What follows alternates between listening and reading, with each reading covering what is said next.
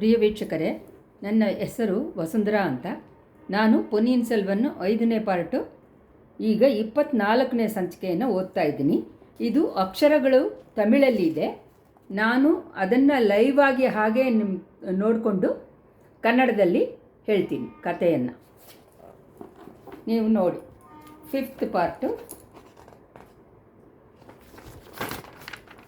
ಪೊನ್ನಿಯಿನ್ ಸೆಲ್ವನ್ ತ್ಯಾಗ ಚಿಗರಂ ಅಂತ ಇದೆ.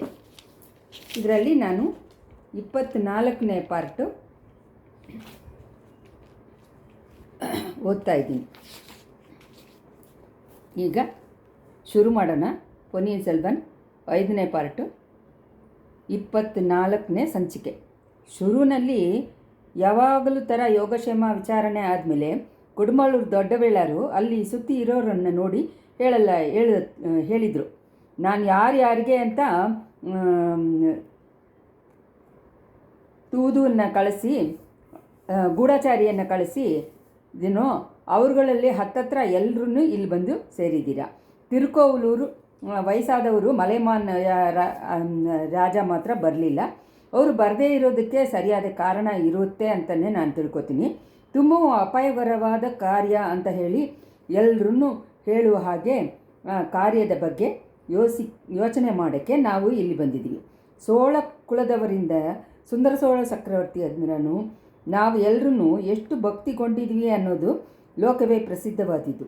ಅದನ್ನು ಎಷ್ಟೋ ಸತಿ ಎಷ್ಟೊಂದೋ ಕಾರ್ಯಗಳಲ್ಲಿ ನಾವು ನಿರೂಪಣೆ ಮಾಡಿದ್ದೀವಿ. ಆದ್ರೂ ನಾವು ಚಕ್ರವರ್ತಿನ ಇಷ್ಟಕ್ಕೆ ವಿರೋಧವಾಗಿ ಇಲ್ಲಿ ಗುಂಪು ಕಟ್ಟಿದ್ದೀವಿ ಅಂತ ಹೇಳಿ ನಮ್ಮ ವೈರಿಗಳು ನಮ್ಮನ್ನು ಅಪವಾದ ಹೇಳ್ಬೋದು. ಚಕ್ರವರ್ತಿಯನ್ನು ಎದುರಿಸ್ಕೊಂಡು ಯುದ್ಧ ಮಾಡೋಕ್ಕೆ ಸೈನ್ಯ ತೆರಳಿಸ್ಕೊಂಡು ಬಂದಿದ್ದೀವಿ ಅಂತ ಕೂಡ ಅವರು ಹೇಳ್ಬೋದು. ಆದರೆ ಚಕ್ರವರ್ತಿನ ಇಷ್ಟ ಏನು ಅನ್ನೋದನ್ನು ನಾವು ಸೀದಾ ಮುಖಾಮುಖಿ ತಿಳ್ಕೊಳ್ಳೋದಕ್ಕೋಸ್ಕರನೇ ಕೆಲವು ಕಾಲವಾಗಿ ನಮಗೆ ಏನೂ ಸಾಧ್ಯ ಆಗಲಿಲ್ಲ. ಚಕ್ರವರ್ತಿಯನ್ನು ನಾವು ಬೇರೆಯಾಗಿ ನೋಡೋಕ್ಕೆ ಆಗಲಿಲ್ಲ. ಅವರ ಅಂತರಂಗ ಇಷ್ಟವನ್ನು ಗುರುತಿಸಿಕೊಳ್ಳಿಕ್ಕೆ ಒಂದು ನಿಮಿಷ ಕೂಡ ಅವರ ಹತ್ರ ಒಂಟಿಯಾಗಿ ಮಾತಾಡೋಕ್ಕಾಗಲಿಲ್ಲ. ಯಾಕೆ ಅನ್ನೋದು ಎಲ್ಲರಿಗೂ ಗೊತ್ತಿರೋದೆ. ಚಕ್ರವರ್ತಿಯನ್ನು ದೇಗ ಸುಖವನ್ನು ಉದ್ದೇಶ ಮಾಡಿ ಅವ್ರನ್ನ ತಂಜೆಕೋಟೆಯಲ್ಲಿ ಇಟ್ಟಿರೋ ಹಾಗೆ ಹೇಳಲಾಗತ್ತೆ. ನಿಜದಲ್ಲಿ ಪೊಳವೆಟೇರಿಯರ್ಗಳು ಅವ್ರುಗಳನ್ನ ಸೆರೆ ಮಾಡಿ ಇಟ್ಟಿದ್ದಾರೋ ಅಂತಲೇ ನನಗನ್ಸುತ್ತೆ. ನೀವೆಲ್ಲರೂ ಏನು ಹೇಳ್ತೀರಾ ಗೊತ್ತಿಲ್ಲ. ಸೇನಾಪತಿ ಇದ್ದಿದ್ದ ಜಾಗದಿಂದ ಸ್ವಲ್ಪ ದೂರ ಹೋದ್ಮೇಲೆ ಹೌದು ಅದು ತಾನೇ ನಿಜ, ಚಕ್ರವರ್ತಿಯನ್ನು ಸೆರೆಯಲ್ಲೇ ಇಟ್ಟಿದ್ದಾರೆ ಅಂತ ಹೇಳಿ ಆ ಗುಂಪಿನಲ್ಲಿ ಕೆಲವರು ಧ್ವನಿ ಎದ್ದಿತ್ತು.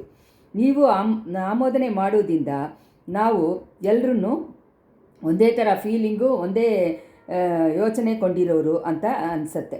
ವಿಜಯಾಲಯ ಚೋಳ ಕಾಲದಿಂದ ಎಷ್ಟೊಂದೋ ಸಾವಿರ ಸೈನಿಕರು ತಮ್ಮ ಉಸಿರನ್ನು ಈ ರಣರಂಗದಲ್ಲಿ ಬಲಿಕೊಟ್ಟು ಈ ಚೋಳ ಸಾಮ್ರಾಜ್ಯ ಇಂಥ ಮಹೋನ್ನತ ಜಾಗಕ್ಕೆ ಬಂದಿದೆ. ಚೋಳನಾಡಿನ ಸೇರಿದವರು ಅಂತ ಹೇಳಿಕೊಳ್ಳೋಕ್ಕೆ ನಮಗೆಲ್ಲ ಹೆಮ್ಮೆಯಾಗಿದೆ. ಅಂಥ ಒಂದು ಚೋಳ ಕುಲಕ್ಕೂ ಸಾಮ್ರಾಜ್ಯಕ್ಕೂ ಯಾವ ಕೊರತೆಯನ್ನು ಬರದೆ ಸೇಫ್ಟಿ ಮಾಡೋಕ್ಕೇ ನಾವು ಇಲ್ಲಿ ಸೇರಿದ್ದೀವಿ. ಚಕ್ರವರ್ತಿಗೆ ಎದುರಾಗಿ ಸಂಚು ಮಾಡೋದಕ್ಕೆ ಅಲ್ಲ. ಚಕ್ರವರ್ತಿನ ವೈರಿಗಳು ಅವ್ರನ್ನ 3 ವರ್ಷ ಕಾಲವಾಗಿ ಸೆರೆಯಲ್ಲಿ ಹಾಕಿ ಇಟ್ಟಿದ್ದಾರೆ. ಅದಕ್ಕೆ ಅವರಿಗೆ ಮೈ ಸರಿಯಾಗಿಲ್ಲ ಅಂತ ಹೇಳಿ ಕಾರಣ ಹೇಳ್ತಾರೆ. 96 ಹುಣ್ಣುಗಳನ್ನು ಎತ್ತಿದ್ದ ವಿಜಯಾಲಯ ಚೋಳ 80ನೇ ವಯಸ್ಸಿನಲ್ಲಿ ತಿರುಪರಂಬಿಯಂ ರಣರಂಗದಲ್ಲಿ ಬಂದು 2 ಕೈಗಳನ್ನ 2 ಕತ್ತಿಗಳನ್ನ ಎತ್ತಿ ಚಕ್ರಾಯದವಾಗಿ ಸುತ್ತಿ ಅವರು ಹೋದ ಕಡೆಯೆಲ್ಲ ವೈರಿಗಳ ತಲೆಗಳು ಮೌಂಟನ್ ಥರ ಬಿದ್ದಿತ್ತು. ಅಂಥ ಒಂದು ವೀರ ವಂಶದಲ್ಲಿ ಹುಟ್ಟಿದ ಸುಂದರ ಚೋಳ ದೇಗ ಅಸೌಖ್ಯವನ್ನು ಕಾರಣ ಹೇಳಿಕೊಂಡು ಹೊರಗಡೆ ಬರವೇ ಇಷ್ಟಪಟ್ಟಿಲ್ಲ ಅಂದರೆ ಅದು ನಂಬೋ ಹಾಗೆ ಕೆಲಸನ?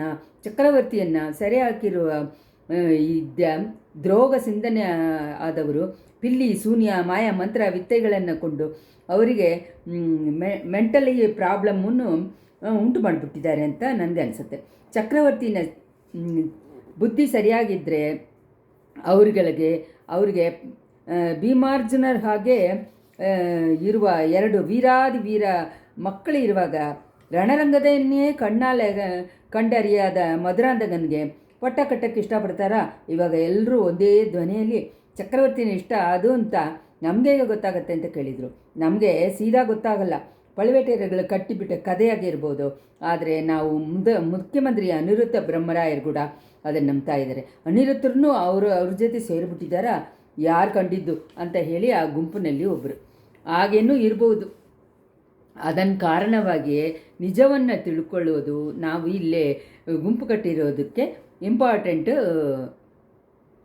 ವಿಷಯ. ಇವತ್ತಿನ ದಿನ ಈ ತಂಜೆ ಮಹಾನಗರಲ್ಲಿ ಸುತ್ತಕೊಂಡು ಬರುವ ವದಂತಿಯನ್ನು ನಿಮಗೂ ಗೊತ್ತಾಗಿರುತ್ತೆ. ನಾನು ಅದನ್ನು ನಂಬಲಿಲ್ಲ. ಚಕ್ರವರ್ತಿನ ಉಸಿರಿಂದ ದರ್ಶನ ಮಾಡೋ ಭಾಗ್ಯ ನಮಗೆಲ್ಲ ಸಿಗತ್ತೆ ಅಂತಲೇ ನಂಬಿದ್ದೀನಿ. ಆ ಥರ ಅವರನ್ನು ದರ್ಶನ ಮಾಡುವಾಗ ಪಟ್ಟ ಕಟ್ಟುವುದ ಬಗ್ಗೆ ಅವರ ಇಷ್ಟ ಏನು ಅನ್ನೋದನ್ನು ಸೀದಾ ಕೇಳಿ ತಿಳ್ಕೊಳ್ಳೋಣ. ಒಂದು ವೇಳೆ ಚಕ್ರವರ್ತಿಯೇ ಮಧುರಾಂಧಕನಿಗೆ ಪಟ್ಟ ಕಟ್ಟಕ್ಕೆ ಇಷ್ಟವನ್ನು ತಿಳಿಸಿದ್ದಾರೆ ಅಂದರೆ ಅದನ್ನು ನೀವೆಲ್ಲರೂ ಒಪ್ಕೊಳ್ತೀರಾ? ಇಲ್ಲ ಅಂತ ಹೇಳಿ ದೊಡ್ಡ ಘೋಷ ಬಂದಿತ್ತು. ನಾನು ಒಪ್ಕೊಳ್ಳೋದಿಲ್ಲ. ಯಾಕೆಂದರೆ ಚಕ್ರವರ್ತಿ ಅವ್ರ ಬುದ್ಧಿ ಸರಿಯಾಗಿದ್ದಿದ್ರೆ ಆ ಥರ ಒಂದು ದಿವಸನೂ ಹೇಳೋದಿಲ್ಲ.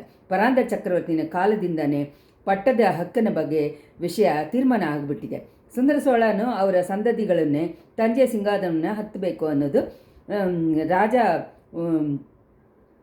ರಾಜ ಉಸಿರನ್ನು ಬಿಡುವಾಗ ಹೇಳಿದ್ದನ್ನು ನಾನೇ ನನ್ನ 2 ಕಿವಿಗಳಿಂದನೂ ಕೇಳಿದ್ದೀನಿ. ಕೇಳಿದವರು ಇನ್ನೂ ಕೆಲವರು ಇಲ್ಲಿದ್ದಾರೆ. ಈಗ ಸತ್ತೋಗಿದ್ದ ಮಹಾನಾಗಿಯ ಗಂಡರಾದಿತ್ತರು ತನ್ನ ಕುಮಾರನಿಗೆ ರಾಜ್ಯ ಆಳುವ ಆಸೆಯೇ ಉಂಟಾಗದ ತನಕ ಅವ್ರನ್ನ ಬೆಳೆಸೋಕ್ಕೆ ಟ್ರೈ ಮಾಡಿದರು. ಅವರ ಧರ್ಮಪತ್ನಿಯಾಗಿಯೇ ದೊಡ್ಡ ಪ್ರಾಟಿಯರು ಶಿವಭಕ್ತಿಯೇ ಉರುಕೊಂಡವರಾದ ಸೆಂಬಿಯನ್ ಮಾದೇವಡಿಗಳು ಮಧುರಾಂಧಕನಿಗೆ ಪಟ್ಟ ಕಟ್ಟಬಾರದು ಅನ್ನೋದರಲ್ಲಿ ಹಟ್ಟವಾಗಿ ಇರುವುದನ್ನು ನಾವೆಲ್ಲರೂ ತಿಳಿದಿದ್ದೀವಿ. ಇದಕ್ಕೆಲ್ಲ ಏನೋ ಒಂದು ಮುಖ್ಯ ಕಾರಣ ಇರಲಿ ತಾನೇ ಇರಬೇಕು. ಆ ಥರ ಇರುವಾಗ ಸುಂದರ ಸೋಳರು ಯಾಕೆ ಮಧುರಾಂಧಕನಿಗೆ ಪಟ್ಟ ಕಟ್ಟಕ್ಕೆ ಆಸೆ ಪಡ್ತಾರೆ? ಅವ್ರ ಸಿದ್ಧ ಸರಿಯಾಗಿಲ್ಲ ಅನ್ನೋದಕ್ಕೆ ಇನ್ನೂ ಒಂದು ಉದಾಹರಣೆಯನ್ನು ನಾನು ಹೇಳ್ತೀನಿ. ವೀರಪಾಂಡ್ಯನನ್ನು ಕೊಂದು ಪಾಂಡ್ಯ ಸೈನ್ಯವನ್ನು ನಿರ್ಮೂಲ ಮಾಡಿದ ಮೇಲೆ ಪಾಂಡ್ಯನಿಗೆ ಹೆಲ್ಪ್ ಮಾಡೋಕ್ಕೆ ಮುಂದೆ ಬಂದ ಈಳತ್ತು ರಾಜವನ್ನು ದಂಡಿಸೋದಕ್ಕೋಸ್ಕರ ನನ್ನ ಸೋದರ ಪಡೆ ಎತ್ತಿ ಹೋದ. ಅವನಿಗೆ ಹೆಲ್ಪಾಗಿ ಹೋಗಿದ್ದ ಸೈನ್ಯಗಳನ್ನು ತಲವಾಡಗಳನ್ನು ಕಳಿಸೋಕ್ಕೆ ನಾವು ಮಿಸ್ ಮಾಡಿಬಿಟ್ಟಿವಿ. ಆದ್ದರಿಂದ ಅವನು ರಣರಂಗದಲ್ಲಿ ವೀರಮರಣ ಹೊಂದೋ ಹಾಗೆ ಆಯಿತು. ಸೋಳನಾಡಿನ ವೀರ ಹೊಗಳಿಗೆ ಬಂದಿದ್ದ ಆ ಕಳಂಕವನ್ನು ಒರೆಸುವುದರಿಂದನೇ ನಾನು ಪೊನ್ನಿಯಿನ್ ಸೆಲ್ವನ್ ಹೋಗಿದ್ದೀವಿ. 7 ಪಡೆಗಳನ್ನು ನಿರ್ಮೂಲ ಮಾಡಿದ್ದೀವಿ. ಅನುರಾಧ ಬುರವನ್ನು ಕೈ ಹಿಡಿದಿದ್ವಿ. ಮಹಿಂದನನ್ನು ಮಲೆನಾಡಿನ ಒಳಗೆ ಹೋಗಿ ಬಚ್ಚಿಟ್ಕೊಳ್ಳೋಕ್ಕೆ ಹಾಗೆ ಮಾಡಿದ್ವಿ.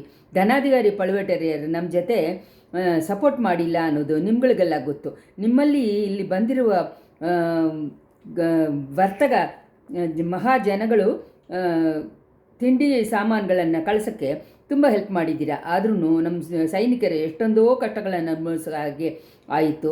ಅಷ್ಟನ್ನು ಅವರುಗಳು ತಾಳ್ಮೆಯಿಂದ ಇದ್ದುಕೊಂಡು ಮಹಿಂದನ ಸೈನ್ಯವನ್ನು ನಿರ್ಮೂಲ ಆಗಿತ್ತು. ಯಾತಕ್ಕೋಸ್ಕರ ಸೋಳಕುಲದ ಮಹಾವೀರರುಗಳ ಜೊತೆ ಈಡು ಎನೆಯೇ ಇಲ್ಲದ ತುಂಬ ವೀರರಾಗಿ ಪೊನ್ನಿಯಿನ್ ಸೆಲ್ವರ್ ಕೊಟ್ಟಿದ್ದ ಉತ್ಸಾಹದಿಂದ ತಾನೆ ಆ ಥರ ವೀರ ಮಗನಿಗೆ ತಂದೆಯಾಗಿ ಚಕ್ರವರ್ತಿ ಕೊಟ್ಟಿದ್ದ ಗಿಫ್ಟ್ ತಾನೇ ಏನು ರಾಜದ್ರೋಹ ಮಾಡಿಬಿಟ್ಟ ಹಾಗೆ ಅಬಾಂಡ ಹಾಕಿ ಯುವರಾಜರನ್ನ ಸೆರೆ ಮಾಡಿಕೊಂಡು ಬರೋ ಹಾಗೆ ಆಜ್ಞೆ ಮಾಡಿದ್ದೆ.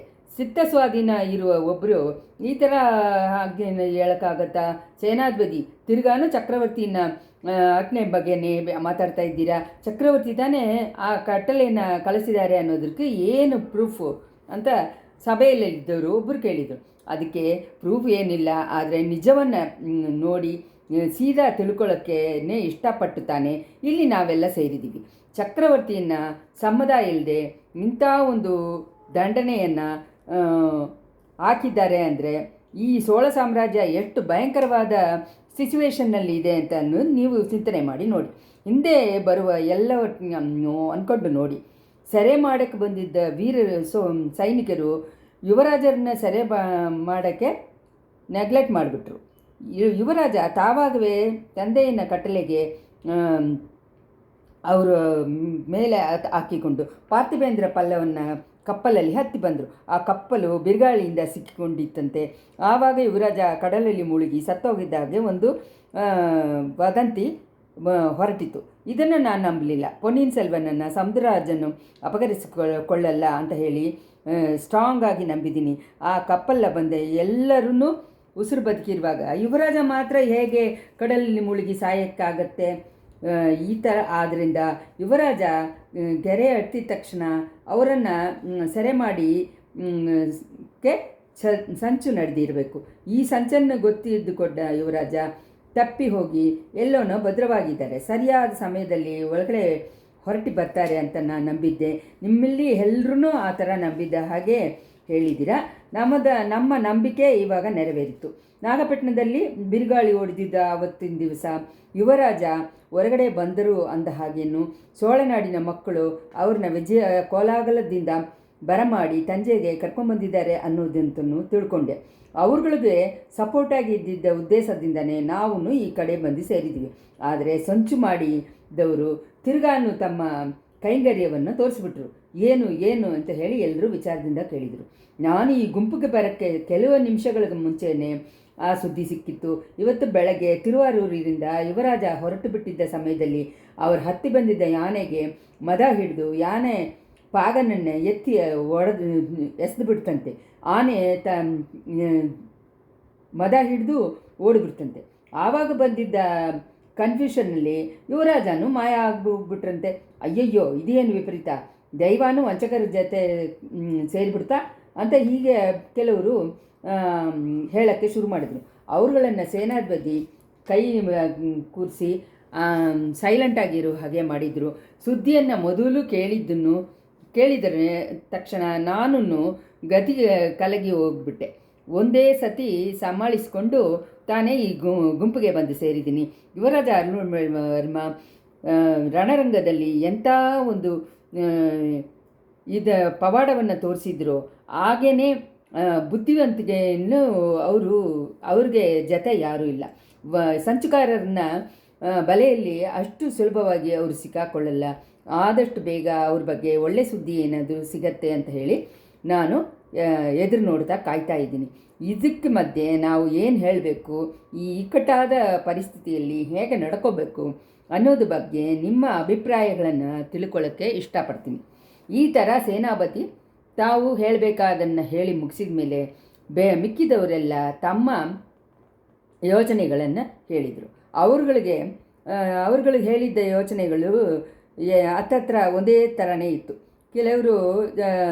ಕೆಲವು ವಿಷಯ ಮಾತ್ರ ಚೇಂಜ್ ಆಗಿತ್ತು. ಅಲ್ಲಿ ಇರೋರನ್ನ ಪ್ರತಿನಿಧಿಗಳು ನಾಳೆಯ ದಿನ ಚಕ್ರವರ್ತಿಯನ್ನು ಸೀದಾ ಮಾತಾಡೋಕ್ಕೆ ಕೇಳಬೇಕು ಅಂತನೂ, ಅದಕ್ಕೆ ಒಂದು ಸಂದರ್ಭ ಸಿಕ್ಕಿದರೆ ಚಕ್ರವರ್ತಿ ಹತ್ರ ಮಧುರಾಂಧಕನ್ನು ಸೋಳ ಸಿಂಹಾಸನ ಹತ್ತೋದನ್ನೇ ನಾವು ಇಷ್ಟಪಟ್ಟಿಲ್ಲ ಅಂತ ಹೇಳಿ ಕ್ಲಿಯರಾಗಿ ಹೇಳ್ಬಿಡ್ಬೇಕು ಅಂತ ಹೇಳಿ ಎಲ್ಲರೂ ಹೇಳಿದರು. ಒಂದು ಪಳವೇಟೆಯರುಗಳ ಸರ್ವಾಧಿಕಾರದಿಂದ ಚಕ್ರವರ್ತಿ ಅವರುಗಳನ್ನ ಬಿಡುಗಡೆ ಮಾಡಬೇಕು, ಇಲ್ಲ ಅಂದರೆ ಚಕ್ರವರ್ತಿ ತಂಜಾವೂರನ್ನ ಬಿಟ್ಟು ಪಳೆಯಾರೆಗೆ ಹೋಗ್ಬಿಡಬೇಕು ಅಂತ ಹೇಳಿ ಕೆಲವರು ಒತ್ತಾಯ ಮಾಡಿದರು. ಆದಿತ್ಯ ಕರಿಗಾಲರಿಗೆ ಮೊದಲೇನೇ ಯುವರಾಜ್ಯ ಪಟ್ಟಾಭಿಷೇಕ ಆಗಿರೋದ್ರಿಂದ ಅವರೇ ನೆಕ್ಸ್ಟು ಪಟ್ಟಕ್ಕೆ ಹಕ್ಕುದಾರರು. ಅವರಾಗೆ ಆ ಪಟ್ಟ ಬೇಡ ಅಂತ ಹೇಳಿಬಿಟ್ರೆ ಆಮೇಲೆ ಸಿಂಹಾಸನಕ್ಕೆ ಹಕ್ಕುದಾರರು ಅರುಣಮೊಳಿವರ್ಮ ತಾನೆ. ಇದನ್ನು ಅನುಮಾನ ಇಲ್ಲದೆ ನಾವು ಅನುಮಾನಕ್ಕೆ ಜಾಗನೇ ಕೊಡದೆ ಚಕ್ರವರ್ತಿ ಹತ್ರ ತಿಳಿಸಿ ಅವರನ್ನು ಒಪ್ಪಿಕೊಳ್ಳೋಕೆ ಹಾಗೆ ಮಾಡಬೇಕು ಅಂತ ಅಂದರು. ಬೇರೆ ಕೆಲವರು ಚಕ್ರವರ್ತಿಯನ್ನು ಮೀಟ್ ಮಾಡೋಕ್ಕೆ ಸಂದರ್ಭ ಸಿಗಲಿಲ್ಲ ಅಂದರೆ ಕೋಟೆ ಬಾಗಿಲನ್ನು ತೆಗೆಯೋಕ್ಕೆ ಅವರು ಆಗಲ್ಲ ಅಂದರೆ ಆ ಕೋಟೆಯನ್ನು ಸುತ್ತೂ ನಾವು ಕವರ್ ಮಾಡಿಬಿಡ್ಬೇಕು ಅಂತ ಹೇಳಿ ಕೆಲವರು ಹೇಳ್ತಾ ಇದ್ದಾರೆ.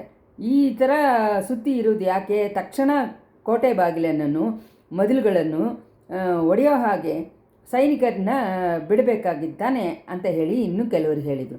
ಯುವರಾಜರ ಬಗ್ಗೆ ಸುದ್ದಿ ಬರುವ ತನಕ ಕಾಯ್ತಾ ಇರೋದು ಒಳ್ಳೆಯದು ಅಂತನೂ ಆದಿತ್ಯ ಕರಿಗಾಲರಿಗೆ ಆಳು ಕಳಿಸಿ ಅವರನ್ನು ಬರಮಾಡಬೇಕು ಅಂತನೂ ಕೆಲವರು ಹೇಳಿದರು. ಅದಕ್ಕೆಲ್ಲ ಕಾಯ್ತಾ ಇರುವುದರಲ್ಲಿ ಏನು ಯೂಸು? ಪಳವೇಟೆಯರನ್ನ ಆದಿಕದಲ್ಲಿ ಸುಂದರ ಸೋಳರು ದೊಡ್ಡ ಸೈನಿಕವನ್ನು ಕೊಳ್ಳಿಡಕ್ಕೆ ಹಾಕರೆ ಈಳನಾಡಿನಲ್ಲಿ ಮಲೆನಾಡಿನಲ್ಲಿ ಬರ್ತಾ ಇದೆ. ಇವಾಗ ಕೊಳ್ಳಿಡದಲ್ಲೂ ಎಲ್ಲ ನದಿಗಳಲ್ಲೂ ದೊಡ್ಡ ಪ್ರವಾಹ ಹೋಗೋದ್ರಿಂದ ಆ ಸೈನಿಕ ಇಲ್ಲಿ ಬರೋಕ್ಕೆ ಆಗಲ್ಲ. ಆದ್ದರಿಂದ ಕೋಟೆಯನ್ನು ಒಡೆದು ಚಕ್ರವರ್ತಿಯನ್ನು ಪழுವೇಟೆಯರನ್ನ ಸೆರೆಯಿಂದ ಬಿಡಿಸೋಕ್ಕೆ ಇದುವೇ ತಕ್ಕ ಸರಿಯಾದ ಸಮಯ ಅಂತ ಹೇಳಿ ಒತ್ತಾಯ ಮಾಡಿದರು ಬೇರೆ ಕೆಲವರು. ಈ ಥರ ವಿವಾದ ನಡೀತಾ ಇರುವಾಗ ಗೂಡಾರದಲ್ಲಿ ಬಾಗಿಲಿಯಲ್ಲಿ ಕಾವಲು ಮಾಡಿಕೊಂಡಿದ್ದ ಸೋಲ್ಜರ್ ಒಬ್ಬನು ಅರ್ಜೆಂಟಾಗಿ ಒಳಗಡೆ ಬಂದು ಸೇನಾಪತಿ ಕಿವಿನಲ್ಲಿ ಏನೋ ಹೇಳಿದ. ಅವರು ಗುಂಪಿನವ್ರನ್ನ ನೋಡಿಬಿಟ್ಟು ಇದೋ ಬಂದುಬಿಡ್ತೀನಿ ಸ್ವಲ್ಪ ಮಾತಾಡ್ಕೊಂಡಿರಿ ಅಂತ ಹೇಳಿಬಿಟ್ಟು ಹೊರಗೋದರು. ಇಷ್ಟರಲ್ಲಿ 24ನೇ ಸಂಚಿಕೆ ಮುಗಿಯಿತು. ವೀಕ್ಷಕರೇ, ನಾನು ಹೇಳಿದ್ರಲ್ಲಿ ಏನಾದರೂ ಮಿಸ್ಟೇಕ್ ಇದ್ದರೆ ನೀವು ಕ್ಷಮಿಸಿ. ನಾನು ಇವಾಗ ಟ್ರೈ ಮಾಡಿದ್ದನ್ನು ನಿಮ್ಮ ಆನ್ಸರ್ ಏನು ಅಂತ ನಾನು ಎದುರು ನೋಡ್ತಾ ಇದ್ದೀನಿ. ದಯವಿಟ್ಟು ಎಲ್ಲರೂ ಸೀರಿಯಲನ್ನು ಈ ಎಲ್ಲ ಎಪಿಸೋಡನ್ನು ನೋಡಿ ನನಗೆ ಸಬ್ಸ್ಕ್ರೈಬ್ ಮಾಡಿ ಲೈಕ್ ಬಟನ್ ಒತ್ತಿ ನನಗೆ ಸಪೋರ್ಟ್ ಮಾಡಿ ಅಂತ ಕಳಕಳಿಯಿಂದ ಕೇಳ್ಕೊಳ್ತಾ ಇದ್ದೀನಿ.